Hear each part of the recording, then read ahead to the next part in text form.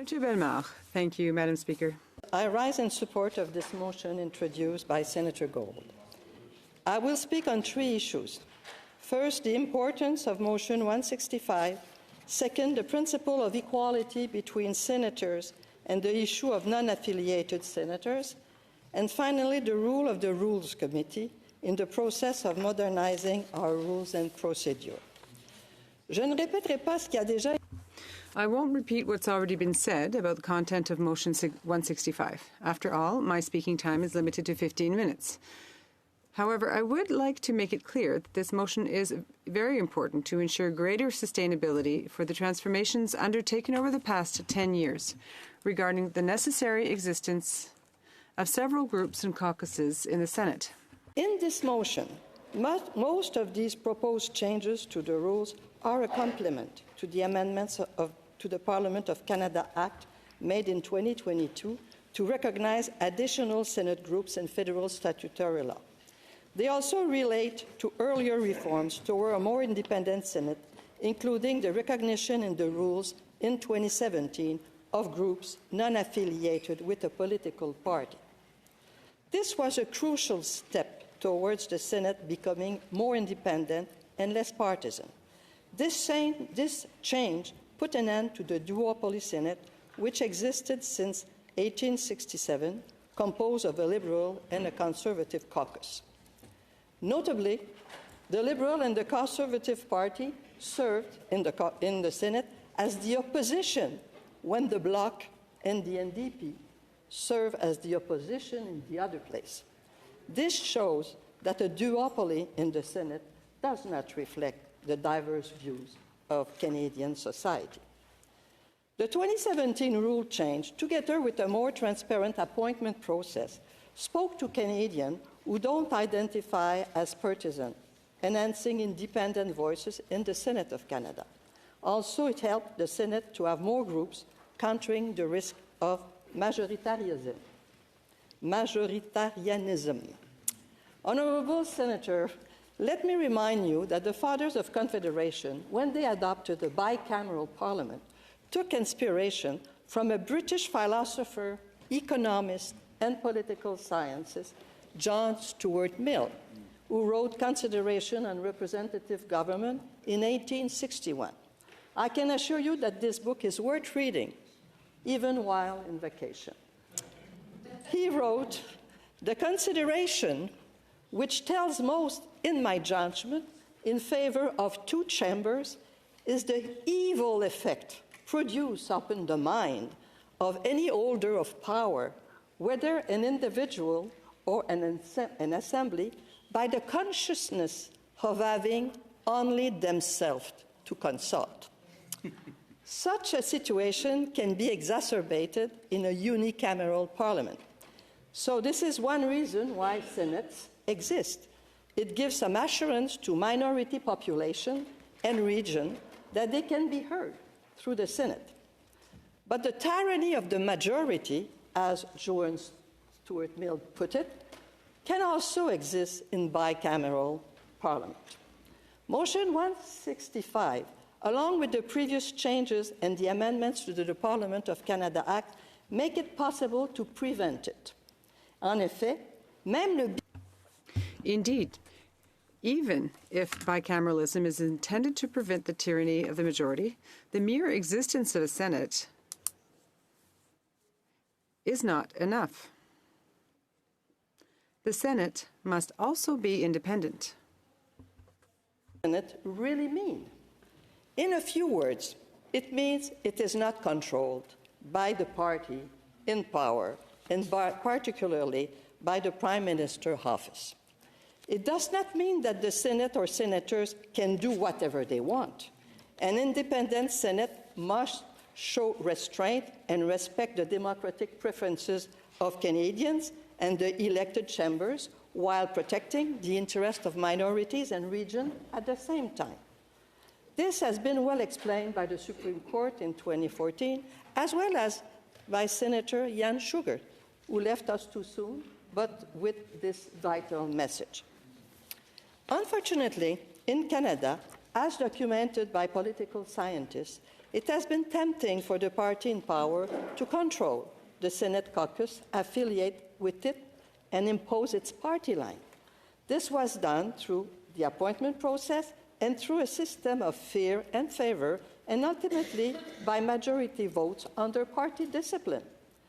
Thus, the check and balance of John Stuart Mill could be negated.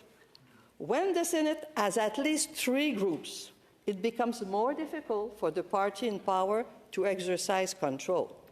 This is one landmark innovation of the Senate reform of the 42nd Parliament. Senators,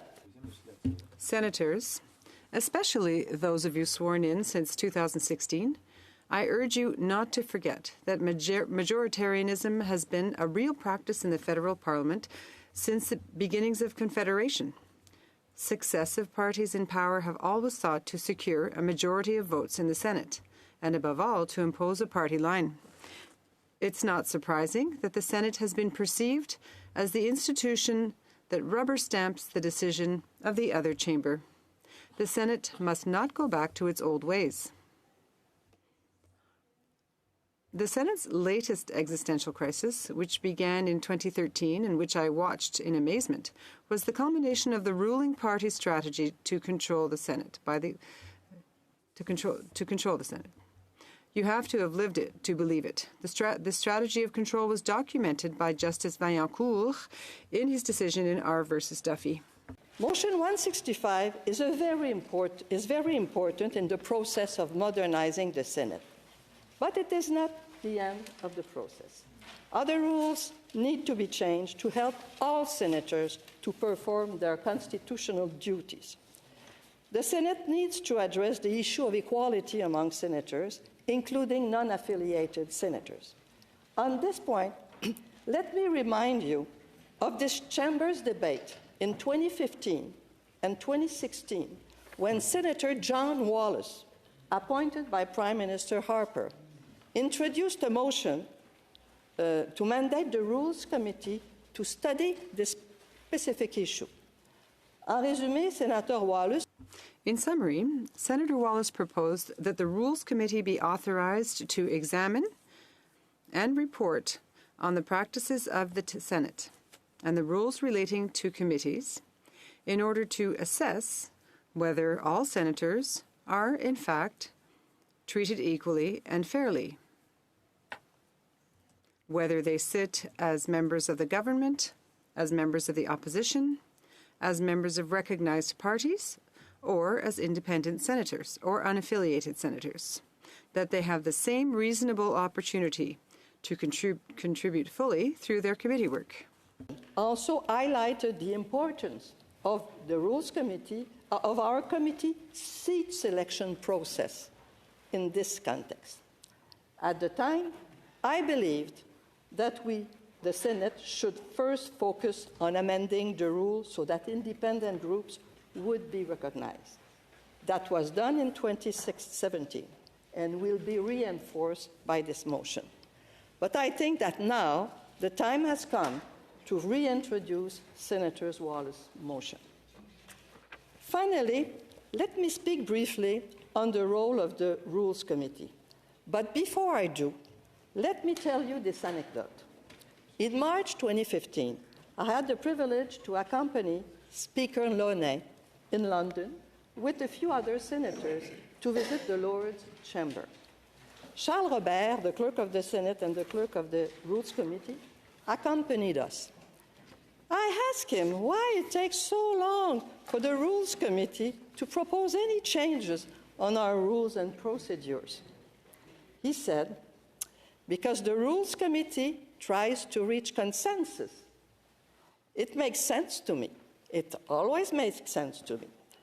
Indeed, I repeat, I believe that the Committee of the Rules need to try, honestly, to reach consensus. But what if it cannot? It could happen that the committee is not able to reach a consensus involving all groups. When that happens, and that clearly leaders cannot agree either, then the Senate as a whole have to decide for the good of the country.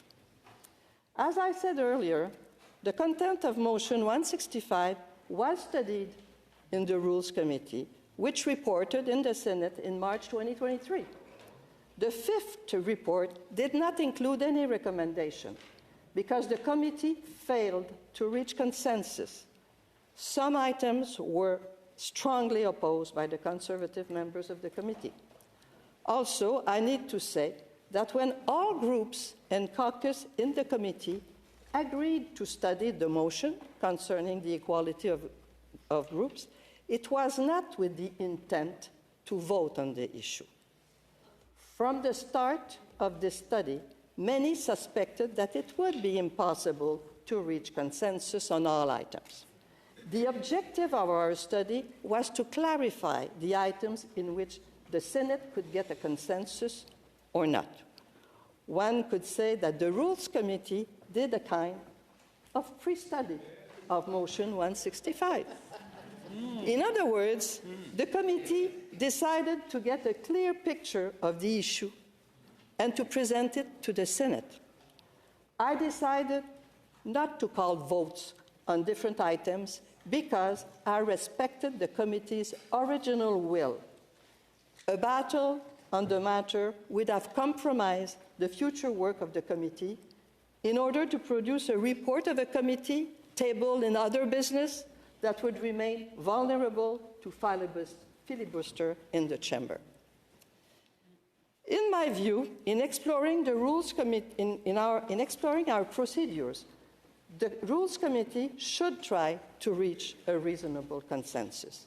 This means that the members should try to work towards common ground in good faith. When consensus is not possible, his role is to enlighten the chamber on different possibilities. This is what has been done in the fifth report, and then it is the Senate as a whole to decide. I believe Canadians expect more of us and are not looking for Game of Thrones in the Senate. That is why I am happy that Senator Gold has commenced this transparent debate after years of frustrated efforts to have our rules match the ideals of our constitutional role. The debate over power and equity is not a zero-sum game. Indeed, what is at stake here is the independence of the Senate from the control by the party in power over our decision for the good of all Canadians. The public will be the true winner in achieving a better Senate.